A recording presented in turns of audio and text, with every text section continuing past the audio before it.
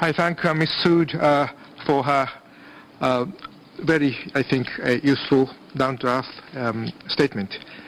I would now like to give the floor back to our keynote speaker, Madam Vázquez Mota, for her response and concluding remarks.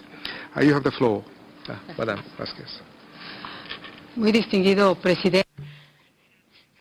Sir, distinguished representatives, let me first thank you for the great honor and privilege for allowing me to share with you a number of thoughts as well as experiences. This opportunity, which we could define as having convened for an agenda for freedoms.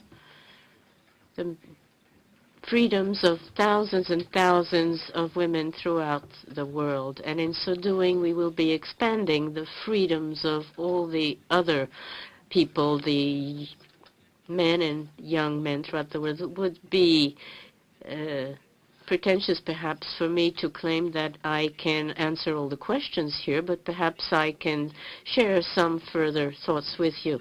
Let me mention where we have coincided with the various views and voices we've heard this afternoon.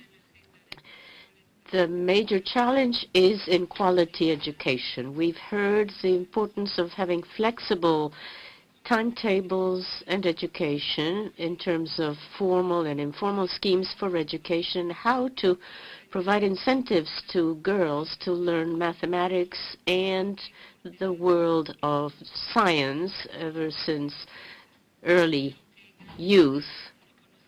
To a large extent, knowledge and access to science and technology is achieved when you have many questions and many whys and how. This happens early in life. It's also been mentioned here that it's important to have access to financing and credit. One of the main conditions for women to have an easier time getting to the field of science and technology. Science has been our focus, as well as the need to facilitate women in terms of jobs. It's been said that women must choose not only traditional careers, but also those that are mentioned that are related to science and technology. And some mentioned the importance of training and retraining teachers. I think we can be more enthusiastic and happier this afternoon because we agree in saying that in many of our countries, many fellowships for excellence in education is given today to women, and in some cases more so than to males in various educational centers and universities. I don't want to repeat what's been said by my colleagues here, but the importance of technology in the world of knowledge has been mentioned. I think this gives us extraordinary opportunities which until recently we didn't have in our world. I am enthusiastic about the new points mentioned, for instance, by Israel, about advisors at universities who help to promote the place of women when we ourselves don't always get to do it. We've also heard testimony that we should work more closely with this to avoid having poverty or insecurity become the main obstacles for women's access to education and the world of science. We've heard important questions, whether the young people or young men in our countries might feel discriminated, or what is the role of civil society in this vast agenda. In conclusion, may I just make a couple of further comments to draw attention on affirmative action for technical education, engineering, as we're doing in Mexico. In secondary education, we're giving higher fellowships to women than boys, and thus we try to provide the right incentives to accelerate change.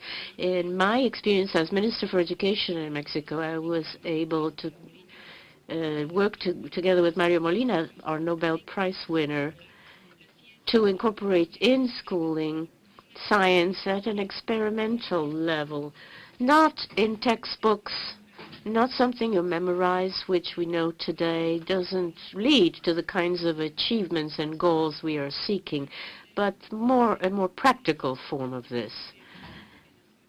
And I think that it would be worthwhile to convene women scientists in the not-too-distant future, women who are in the field of technology, to hear from them what their challenges have been and what they can recommend in order that we can have a multiplier effect of this experience in millions and millions of women and girls. I am most enthusiastic and inspired by what I've heard here today, because we are really talking about how to enhance an agenda of freedom, what is most important, the agenda of education, the agenda of science, of knowledge and innovation. We must hurry up and resolve those issues which in the past have caused us limitations. We have to overcome inertia and myths.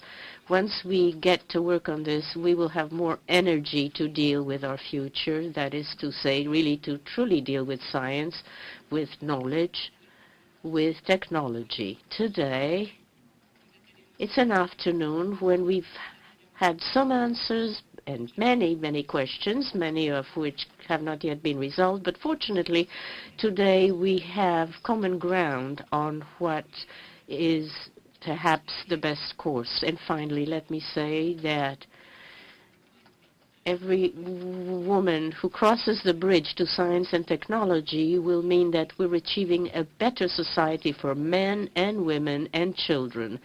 For the children, we will be creating a much fairer world, one that is certainly more free. I would like to thank our chair and panelists and the distinguished representatives for their participation in this important session.